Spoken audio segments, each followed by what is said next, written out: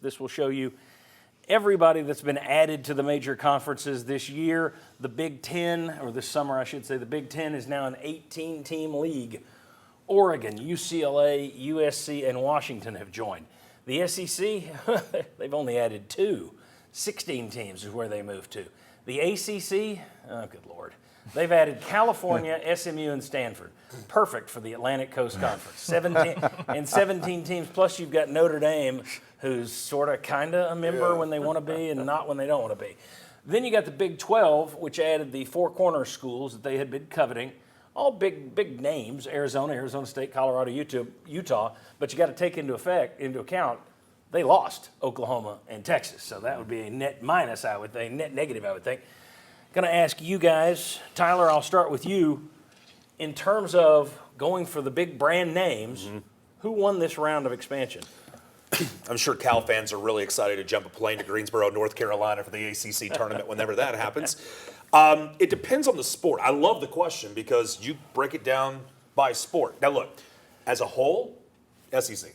Because you got Texas, you got Oklahoma, you could put that on the mantle. That's something you can show off to all your friends. We got Texas, we got Oklahoma. As crazy as this sounds, though, if you told me, yeah, you got to give me an answer, I'm going to say the Big 12. Here's the reason why. I will preface this by saying I'm a college hoops guy. You lose Oklahoma and Texas. You didn't really lose a lot from your heavyweights of the Big 12 conference.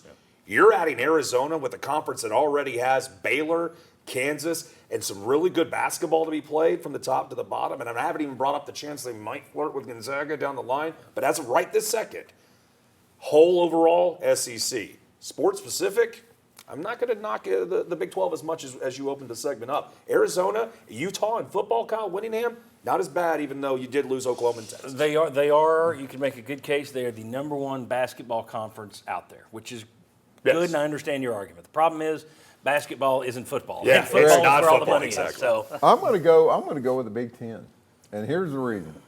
And if you're just saying if it was just football, nothing else, okay, I'd lean a little bit to the SEC because Oklahoma and Texas are they're there every year, whether they are or not.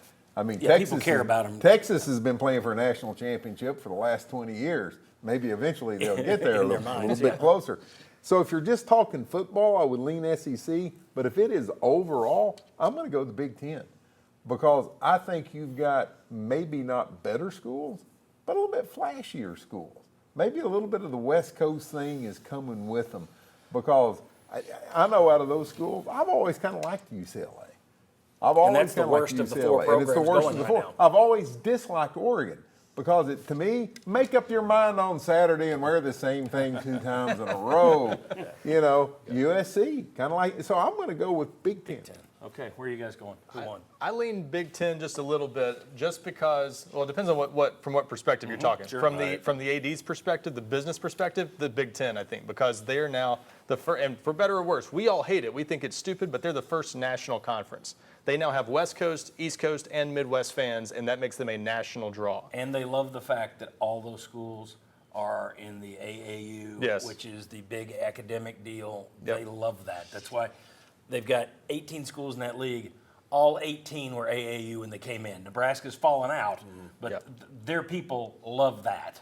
But the average punch per team that you added, it's the SEC by far, because they added the two heavyweights that make the conference stronger without adding 4 teams. The Big Ten, I just think from a business perspective, they got the big TV deal because they're a national brand now. That's right. They could stop right now. We keep looking at, well, is it going to be the SEC and the Big Ten form the AFC and the NFC?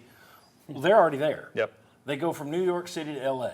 So they're there. You would still have to add if you wanted to become a national conference like that. Jimmy, who won? I'm going SEC, and I don't think it's a positive that the Big Ten is coast to coast. I think it's a negative because I'm looking not just at football and basketball. I'm looking at a softball team going from Southern Cal to Rutgers. Yeah. There's so many dud games or so many dud matchups that And I think fans you will see. making that and on a fans regular making it. basis. Yeah, so I don't see that happening. With the SEC, Texas comes in. They've won 66 national championships. Now, that can be skewed because sometimes Dunkel Index gave you a national championship, Yeah. right? Some of those, I get that. And Oklahoma comes in with 44. That's 110 national championships by 2 schools. They typically are good in all sports. So I'm going to go the SEC with Texas and Oklahoma, which spans only 2 time zones. Just to add to you in the Big Ten, with what you guys brought up, 2 time zones. still talking to people from the 7 years I spent covering the conference quickly, they just simply said they like these additions for this reason. They were really top heavy with Michigan, Ohio State, Penn State.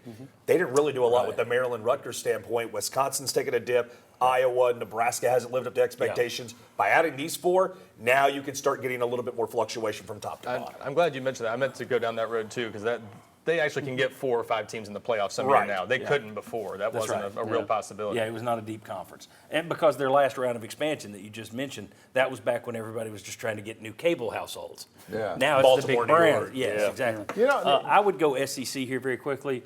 I went and did some math. I went and looked at the top television games from the last 3 years and which programs had the most eyeballs. Now, this is football, so we could look at basketball or whatever, but football's king, so I looked at football. Texas and Oklahoma are both in the top 10 in terms of eyeballs over the last 3 years, and Oklahoma hasn't been great that whole time. They had a bad year in there. Whereas all 4 of those Big Ten teams are outside the top 10. Now, they're all inside the top 25, so that counts for something, but in terms of name power, eyeballs tune in, Oklahoma and Texas have that.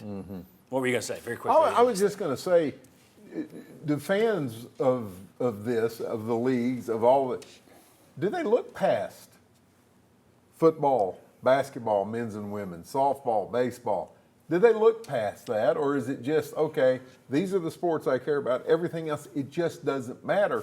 And so to Jimmy's point, which I think was a very good point, about these other matchups, do fans people care? look that deep into it? Or is it just, I like the football matchups, I like the basketball matchups, and outside of that, really doesn't matter. There's a pecking order.